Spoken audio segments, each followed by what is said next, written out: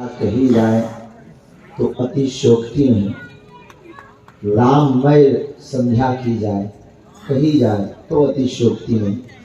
और हमारे बहुत ही प्रिय आप दोनों अनेक दिनों से जो है बागेश्वर धाम से जुड़े और ऐसी सुंदर दिव्य प्रस्तुति देते हैं जिससे द्रवीभूत होकर के अभक्त का भी हृदय भक्त रूप में परिणित हो जाता है। संगीत एक ऐसी विधा है जिससे ईश्वर को पाया जा सकता है। संगीत में खोकर हम ईश्वर को प्राप्त कर सकते हैं। और आप कभी याद करना, जितने भी देवी देवता मिलेंगे आपको हर देवी देवता के हाथ में एक संगीत का वाद्य मिलेगा। भगवान विश्वनाथ भोले बाबा के हाथ में डमरू है, तो माँ सरस्वती के हाथ में वीणा है, नारद जी के हाथ में भी वीणा है, तो श्री हनुमान जी के हाथ में करताल है। ऐसा कोई देव नहीं जिसके हाथ में वाद्य यंत्र ना हो। मानो ये सभी देव हम आप सबको संकेत देना चाहते हो, जिंदगी में संगीत इतना होना चाहिए लोगों की बातें सुनाई ना दें और संगीत के माध्यम से हम ईश्वर को साध सकें। ईश्वर को साधने का मंत्र है संगीत।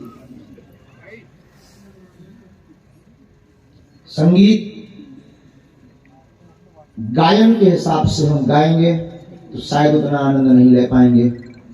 संगीत दुनिया को सुनाने के हिसाब से गाएंगे तो शायद हमारा संगीत कभी सिद्ध नहीं होगा।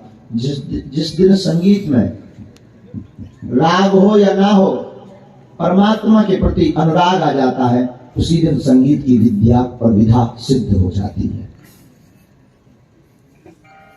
इसलिए आप लोगों ने कई बार सुना होगा कि संगीतज्ञों को कलाकार कहा जाता।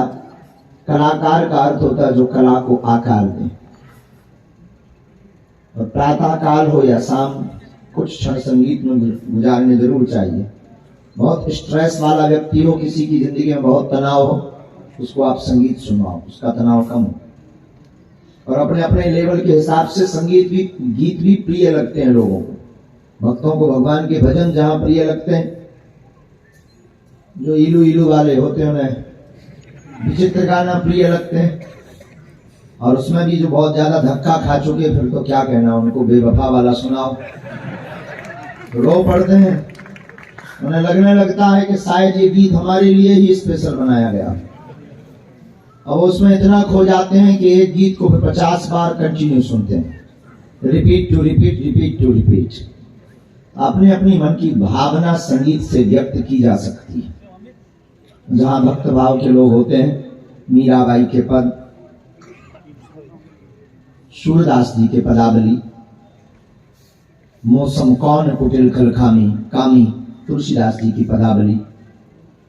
भक्त भाव के लोग इन पदों को गा करके अपनी जिंदगी की संगीत को ईश्वर को साधना का प्रयत्न करते हैं और इस संगीत की विधा से कोशिश भर वो पा भी जाते हैं। खैर, प्रवचन के लिए आप नहीं, आप बैठे हैं। कछु जन तो ऐसी मनमौज में आ गए थे, कछु मिल गए के चक्कर में, कुछ फोटो के चक्कर में, तो तेंदुखेड़ा वाले गाली बक रहे थे वो आयोजन के चक्कर में कि तेंदुखेड़ा में आयोजन हो जाए।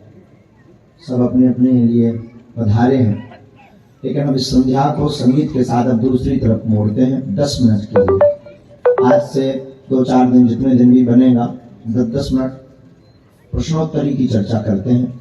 आध्यात्मिक प्रश्नों पर चर्चा करेंगे। निजी कोई प्रश्न